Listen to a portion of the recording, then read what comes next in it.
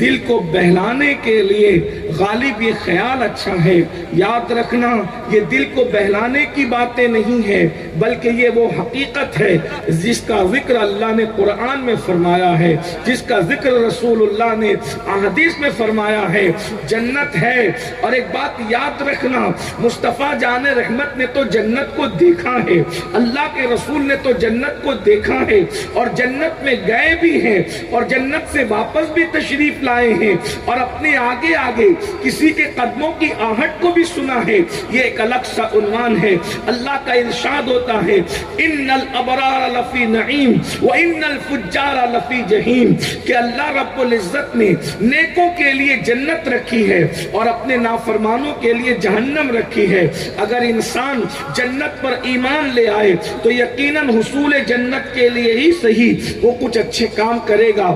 حالانکہ ہمارا مطمع نظر اہل عشق کا جنت نہیں ہے بلکہ اللہ کی رضا ہے۔ رضا الہی کے لیے ہم کرتے ہیں، رضا رسول کے لیے ہم کرتے ہیں، مگر بہرحال اور پھر اس کے بعد اگر حقیقت جہنم کو لوگ اس پر ایمان لے آئیں اور جہنم کے عذاب کو محسوس کر لیں تو انسان کم سے کم تصور سزا کے اندر ہی اپنے آپ کو گناہوں سے روکنے کی کوشش کریں۔ اس آیہ کریمہ میں جس کی میں نے تلاوت کی ہے اس میں اللہ تبارک و تعالیٰ نے ایمان والوں کو دو چیزوں کا حکم دیا ہے اور جہنم کا تذکرہ فرمایا ہے۔ ارشاد ہوتا ہے یا ایھا الذین آمنوا قوا انفسکم واہلیکم نارا، اے ایمان والو اپنے آپ کو بھی جہنم کی آگ سے بچاؤ اور اپنی اولاد کو بھی جہنم کی آگ سے بچاؤ۔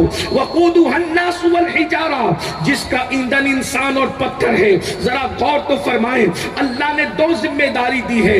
تم ایسے راستے پہ نہ چلنا جس راستے پر چل کر تم جہنم کا ایندھن بن جاؤ، اپنے بچوں کو اس راستے پہ چلنے مت دینا جس راستے پر چل کے تمہارے بچے جہنم کے عذاب کا شکار ہو جائیں۔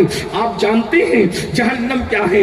ماں اور بہنوں کی بھی خصوصی توجہ چاہتا ہوں۔ یہ جہنم کیا ہے؟ قرآن حدیث میں جو جہنم کا تذکرہ آیا ہے لوگ اس کو سن کر آج ہنس رہے ہیں، لوگ اس کو سن کے مسکرا رہے ہیں۔ سن لیجئے جہنم کے عذاب کی حقیقت کو تو کما کہو بیان ہی نہیں کیا جا سکتا۔ یہ اشارے دیے گئے ہیں، اشارے جب اتنے دردناک ہیں تو حقیقت کیسی ہوگی؟ اللہ اکبر! اللہ کے سچے رسول صادق و مصدوق مصطفیٰ جان رحمت صلی اللہ علیہ وآلہ وسلم ارشاد فرماتے ہیں کہ دنیا کی جو آگ جلتی ہے اس دنیا کی آگ سے 70 درجہ زیادہ دردناک اگر کوئی آگ ہے تو وہ جہنم کی آگ ہے۔ ایک روایت میں آیا ہے کہ دنیا کی آگ سے 69 درجہ زیادہ جس آگ میں حرارت ہے اسے جہنم کی آگ کہتے ہیں۔ فرمایا گیا 1000 سال تک جہنم کی آگ کو بھڑکایا گیا، اللہ اکبر، وہ سرخ ہو گئی، پھر 1000 سال تک بھڑکایا گیا وہ سفید ہو گئی، پھر 1000 سال تک مزید بھڑکایا گیا، پھر وہ سیاہ ہو گئی، اب اس میں کوئی روشنی نہیں ہے۔ مجھے بتاؤ اپنے ہاتھوں سے چولہا سلگاتے ہو، اللہ اکبر، اس کی حرارت کو اس کی گرمی کو ہم برداشت نہیں کر سکتے۔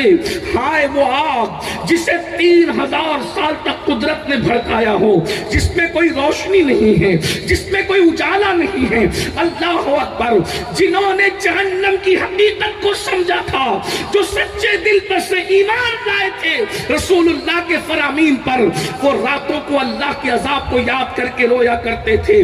اسی پر بس نہیں، اللہ کے سچے رسول صادق و مصدوق مصطفیٰ جان رحمت صلی اللہ علیہ وآلہ وسلم ارشاد فرماتے ہیں جہنم کے متعلق، اللہ اکبر، کہ جہنم کے اندر جہنمیوں کو پینے کے لیے جو پانی دیا جائے گا اگر اس کا ایک قطرہ سمندروں کے اندر ڈال دیا جائے تو سارے سمندروں کا پانی خراب ہو جائے، وہ استعمال کے قابل نہ رہے۔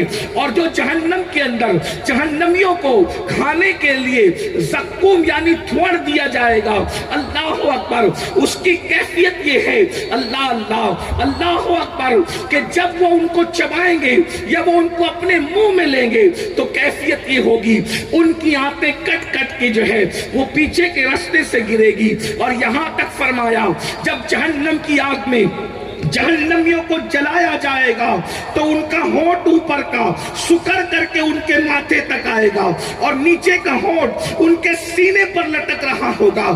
اللہ کے رسول صلی اللہ علیہ وآلہ وسلم فرماتے ہیں جہنم میں سب سے کم اور ہلکا عذاب جس جہنمی کو دیا جائے گا یہ سب سے کم عذاب ہے، سب سے ہلکا عذاب ہے، تاکہ لوگ اندازہ لگا سکیں۔